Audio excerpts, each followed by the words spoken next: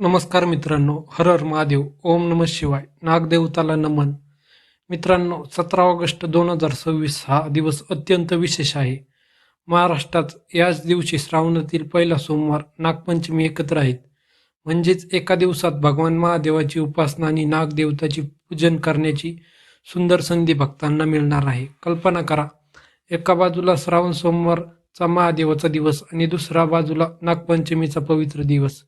या दिवशी भक्ती, जप, अभिषेक, दान आणि सेवा आपल्या मनाला आध्यात्मिक समाधान देण्यासाठी विशेष ठरू शकतात.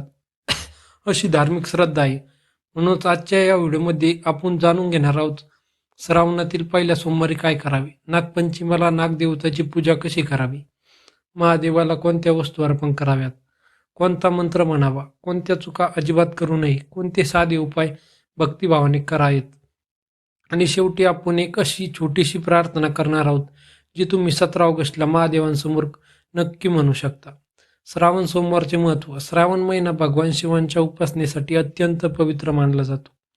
महाराष्ट्रात 2026चा श्रावण महिना 13 ऑगस्टपासून सुरू झाला असून 17 ऑगस्ट हा पहिला श्रावण सोमवार आहे. श्रावण सोमवारच्या दिवशी अनेक भक्त उपवास करतात, शिवलिंगावर जलाभिषेक करतात आणि दिवसभर भगवान शिवांचे नामस्मरण करतात. पण भक्तांनो, महादेवाला मोठमोठ्या वस्तूंची मनातील श्रद्धा आणि भक्ती अधिक महत्त्वाची आहे, असे भक्ती परंपरेत सांगितले आहे. तुमच्याकडे दूध नसेल, पंचामृत नसेल, मोठी पूजा करण्याची क्षमता नसेल, तरीही एका तांब्यातील स्वच्छ पाणी घेऊन ओम नमः शिवाय हा मंत्र म्हणत शिवलिंगावर जल अर्पण करा. ती मनापासून केलेली भक्ती महत्त्वाची आहे. नागपंचमीचे महत्त्व. नागपंचमी हा श्रावण शुद्ध पंचमीला साजरा केला जाणारा पवित्र सण आहे. 2026 मध्ये नागपंचमी 17 ऑगस्टला येत आहे. भगवान शिवांच्या गळ्यात नागाचे स्थान आहे. म्हणूनच नागदेवताचे पूजन आणि भगवान शिवांची उपासना यांचा धार्मिक परंपरेत जवळचा संबंध मानला जातो. नागपंचमी आपल्याला एक सुंदर संदेश देतो. सृष्टीतील प्रत्येक जीवामध्ये ईश्वराचा अंश आहे. म्हणून या दिवशी सर्प किंवा इतर कोणत्याही प्राण्यांना त्रास देऊ नये. जिवंत सापाला हाताळणे, पकडणे किंवा त्याला जबरदस्तीने दूध पाजणे टाळावे. त्याऐवजी नागदेवताचे चित्र, मूर्ती किंवा प्रतिकात्मक पूजन भक्तिभावाने करणे अधिक सुरक्षित आहे. नागपंचमी आणि श्रावण सोमवारची साधी पूजा. भक्तांना पूजा करण्यासाठी घरातील देवघर स्वच्छ करा. सकाळी लवकर उठून स्नान करा.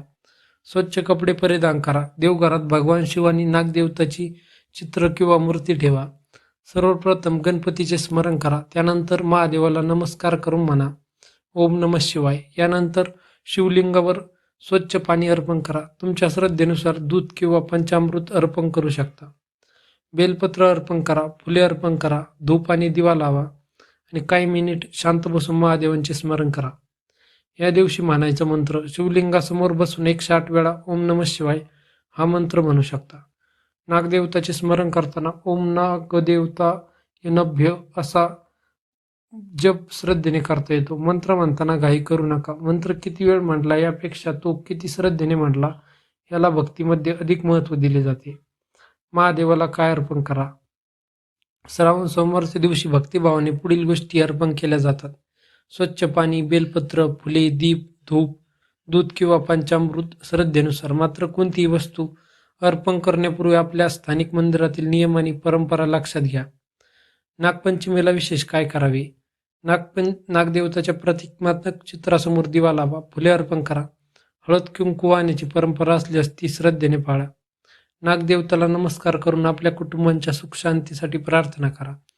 आणि एक महत्त्वाची गोष्ट, जिवंत सापाला दूध पाजण्याचा प्रयत्न करू नका. सापांना पकडून पूजा करण्याऐवजी त्यांच्या संरक्षणाचा संदेश देणे हीच खरी श्रद्धा आणि निसर्गाबद्दलची जबाबदारी आहे. या दिवशी कोणत्या गोष्टी टाळाव्यात. भक्तांनो, काही गोष्टी धार्मिक परंपरेत टाळण्यास सांगितल्या जातात. पहिली गोष्ट, प्राण्यांना त्रास देऊ नका. दुसरी, राग, भांडण आणि अपशब्द टाळा. तिसरी, देवाची पूजा केवळ दिखाव्यासाठी करू नका. चौथी, उपवास करत असाल तर आपल्या आरोग्याचा विचार करा. उपवास म्हणजे स्वतःला त्रास देणे नव्हे. पाचवी, अंधश्रद्धेच्या नावाखाली कोणतेही धोकादायक उपाय करू नका. महादेव भक्ती पाहतात, दिखावा नाही, अशी भक्तांची श्रद्धा आहे. घरात सुख समृद्धीसाठी साधा भक्तिमय उपाय. संध्याकाळी देवघरात एक तुपाचा किंवा तेलाचा दिवा लावा. महादेवांसमोर बसून मनात आपल्या कुटुंबांचा विचार करा आणि म्हणा, हे महादेव, माझ्या घरातील सर्व संकटे दूर करण्याची शक्ती मला दे. माझ्या कुटुंबाला सद्बुद्धी, आरोग्य, समाधान आणि सुख दे. यानंतर ओम नमः शिवाय या मंत्राचा जप करा. हा उपाय आर्थिक हमी देणारा नसून मन शांती आणि भक्तिभाव वाढवण्यासाठीच साधना म्हणून करा. महिलांसाठी विशेष भक्ती. अनेक महिला श्रावण सोमवार आणि नागपंचमीच्या दिवशी उपवास व पूजन करतात. विवाहित महिला आपल्या कुटुंबाच्या सुख समृद्धीसाठी प्रार्थना करतात. अविवाहित मुली चांगल्या जीवनसाथीसाठी प्रार्थना करतात. अशी लोकपरंपरा आहे. पण लक्षात ठेवा, देवाकडे फक्त इच्छा मागण्यापेक्षा त्याच्यासोबत धैर्य, संयम आणि योग्य निर्णय घेण्याची शक्ती ही मागा. एक सुंदर भक्ती कथा. एकदा एका छोट्याशा गावात एक गरीब शिवभक्त राहत होता. त्याच्याकडे मोठे घर नव्हते, पैसे नव्हती, महागडी पूजा करण्याची साधने नव्हती, पण त्याच्या मनात महादेवासाठी अपार श्रद्धा होती. श्रावण सोमवार आला की तो सकाळी उठायचा, नदीकाठी जायचा, एका तांबाभर स्वच्छ पाणी आणायचा आणि गावातील शिवमंदिरात जाऊन शिवलिंगावर ते अर्पण करायचा. दररोज एकच प्रार्थना, देवा मला श्रीमंत बनवू नकोस, फक्त माझ्या मनातील श्रद्धा कमी होऊ देऊ नकोस. एके दिवशी नागपंचमीच्या दिवशी तो मंदिरात गेला. शिवलिंगावर पाणी अर्पण करून तो मंदिराच्या बाहेर बसला.